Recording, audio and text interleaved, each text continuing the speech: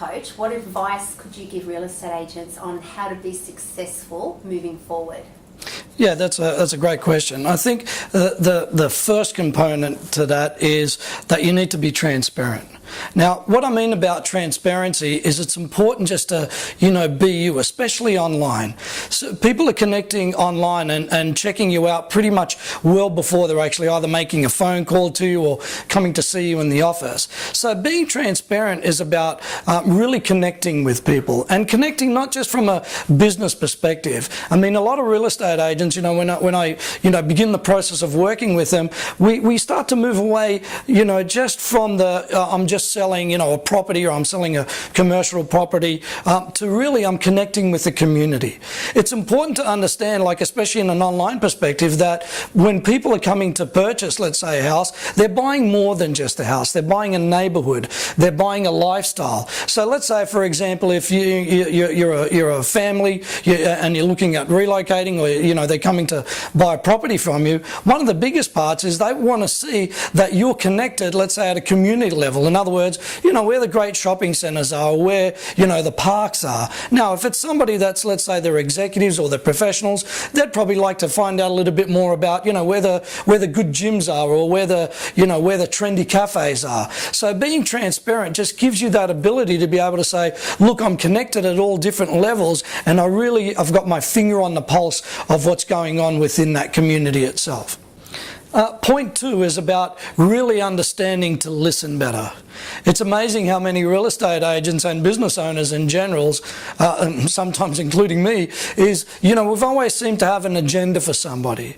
In today's market, in today's world, it's really highly competitive, as you know. And it's important, I believe, is to listen more to the needs of what, that client or that prospect is really trying to tell us.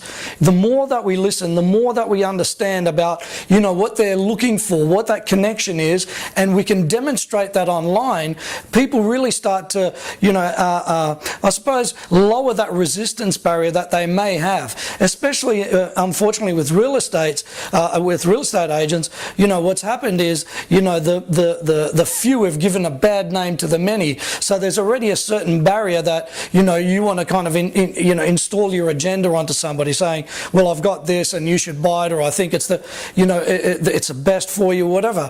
And I find that in 2013, it's important that we really listen and start to connect with the client on another level.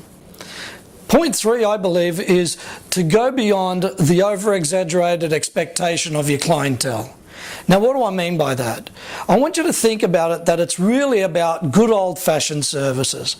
Today, because the marketplace is so competitive, it's not like you're the only real estate agent there, as you more than likely know. So what I do when I'm speaking with my businesses, I find, how can we just, over-exaggerate our levels of service? So what we do is we go above and beyond what the client's already thinking. And there's little things that you can do. It's about, connecting online, about answering questions online where people just feel comfortable that they're getting, any of the questions that they may have answered, and it's not a confrontational scenario. The other thing is to make sure that your levels of service and that you're accessible pretty much all the time. So it gives the client the ability to say, well, look, we don't really work a 9 to 5 day anymore. So if they can be accessible to you, and online's a great medium because they can see it, in their own personal space, it just gives you the ability to really connect at a whole other level and over-deliver to that client's expectation. Now, the other important thing, I believe, is what I like to call connectivity.